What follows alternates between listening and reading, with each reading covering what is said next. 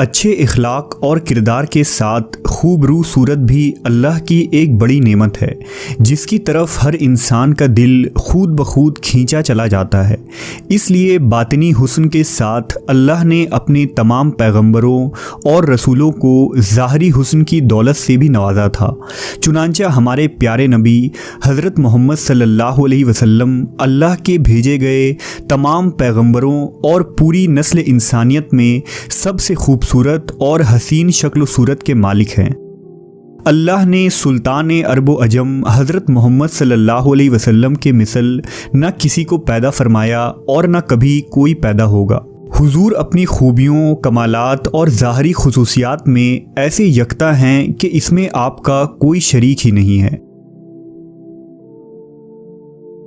امام قرطبی نے نقل کیا ہے کہ اللہ تعالیٰ نے نبی صلی اللہ علیہ وسلم کا مکمل حسن و جمال دنیا میں ظاہر نہیں فرمایا۔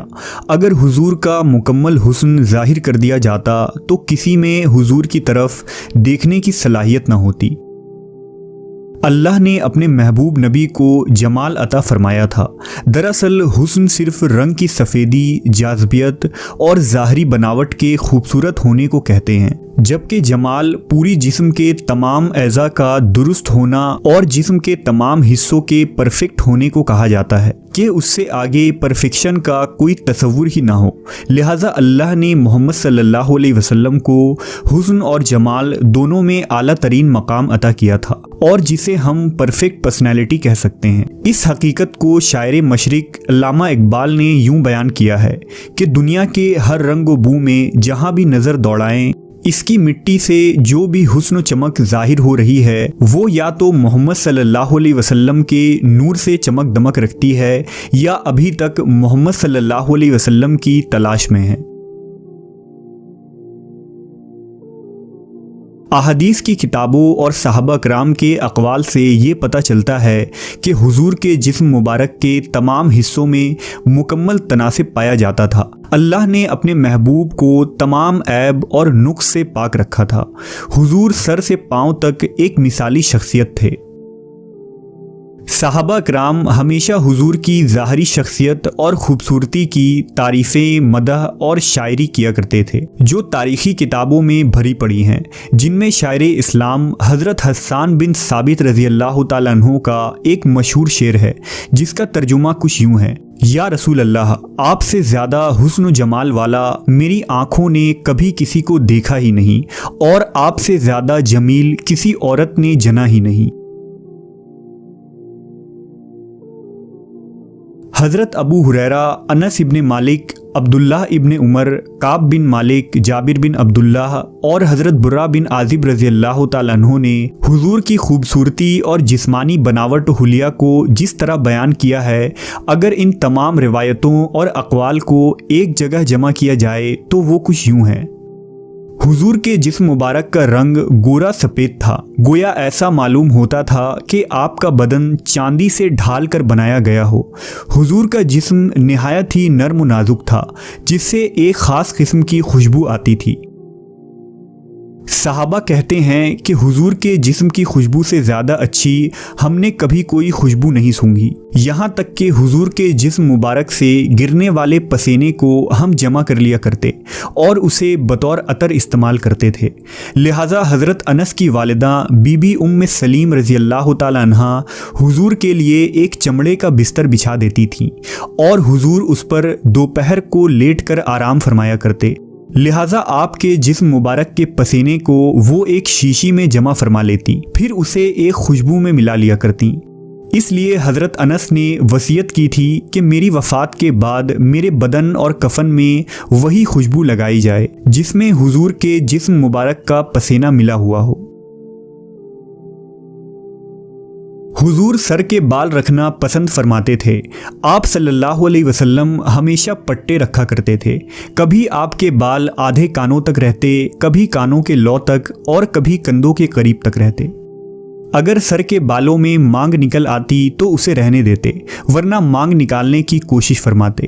حضور اپنے سر اور داڑھی میں ایک روز درمیان دے کر کنگھا کیا کرتے تھے۔ آپ اکثر سر میں تیل لگاتے اور سر پر ایک کپڑا ڈال لیا کرتے۔ آخری عمر تک حضور کے بال بہت کم سفید ہوئے تھے۔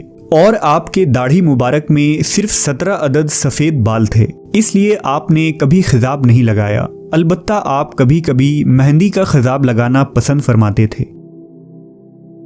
آپ کے بال نہ بالکل گھنگریلے تھے نہ بالکل سیدھے، بلکہ درمیانی کیفیت کے تھے۔ حضور نے حجۃ الوداع میں جب اپنے بال اتروائے تو وہ صحابہ میں بطور تبرک تقسیم ہوئے۔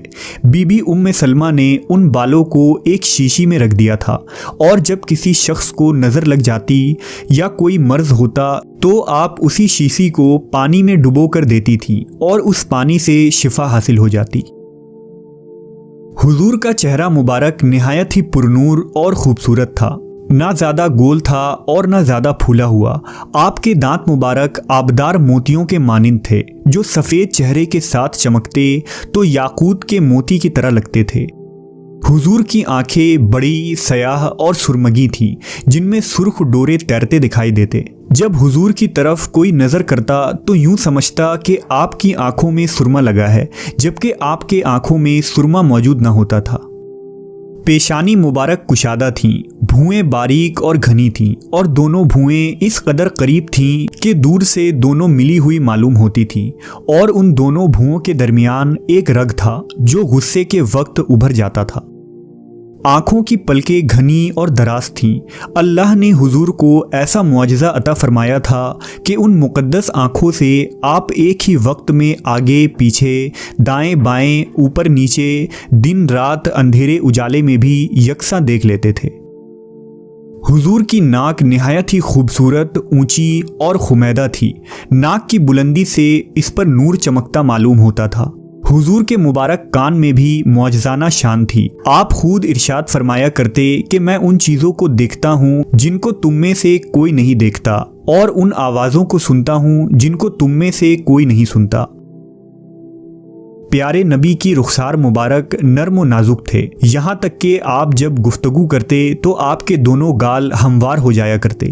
حضور کی گردن مبارک نہایت ہی معتدل، سراہی دار اور سڈول تھی، جو خوبصورتی اور صفائی میں نہایت ہی بے مثل تھی۔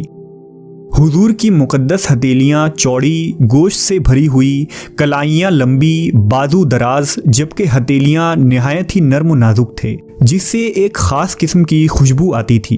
چنانچہ جس شخص سے آپ مصافحہ فرماتے وہ دن بھر اپنے ہاتھوں کو خوشبودار پاتا۔ حضور کا شکم اور سینہ مبارک دونوں ہموار اور برابر تھے۔ سینہ چوڑا تھا اور مقدس چھاتیاں اور پورا شکم بالوں سے خالی تھا، البتہ کندھوں اور کلائیوں پر کچھ بال موجود تھے۔ آپ نہ ہی زیادہ لمبے قد والے تھے اور نہ ہی چھوٹے قد کے، بلکہ آپ کا قد میانہ تھا، لیکن جب حضور کسی لمبے قد والے شخص کے ساتھ چلتے تو اس سے بھی بلند نظر آتے۔ آپ صلی اللہ علیہ وسلم کا چہرہ اس قدر روشن اور پرنور تھا کہ مسلسل دیکھنے پر آنکھیں چندیا جاتی۔ چہرہ اتھر سورج کی طرح روشن تھا، اور کوئی شخص بھی آپ کی طرف نظر بھر کر نہ دیکھ پاتا۔ حضرت جابر رضی اللہ تعالیٰ عنہ کا بیان ہے کہ میں نے رسول اللہ کو ایک مرتبہ چاندنی رات میں دیکھا۔ اس وقت حضور ایک سرخ دھاری دار چادر اوڑھے ہوئے تھے۔ میں ایک مرتبہ چاند کی طرف دیکھتا اور ایک مرتبہ حضور کے چہرے کو دیکھتا، یہاں تک کہ میں نے فیصلہ کیا کہ حضور کا چہرہ چاند سے بھی زیادہ خوبصورت تھا۔ ام المومنین حضرت عائشہ فرماتی ہیں کہ مصر والے اگر میرے محبوب کے رخسار مبارک کے اوصاف سن لیتے تو حضرت یوسف کی قیمتیں لگانا بھول جاتے، اور زلیخا کو ملامت کرنے والی عورتیں اگر میرے محبوب کی پیشانی کو دیکھ لیتیں تو ہاتھوں کی بجائے اپنے دل کاٹنے کو ترجیح دیتیں۔ دراصل حضرت یوسف علیہ السلام اور دیگر حسینوں کا حسن حضرت محمد صلی اللہ علیہ وسلم کے حسن کی ایک خیرات ہے۔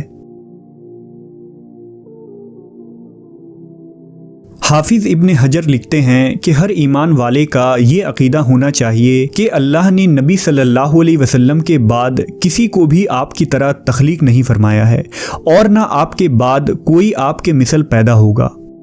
کسی شخص کا ایمان اس وقت تک مکمل نہیں ہو سکتا جب تک وہ یہ تسلیم نہ کر لے کہ حضور کی ذات ظاہری اور باطنی کمالات ہر انسان سے بڑھ کر ہے۔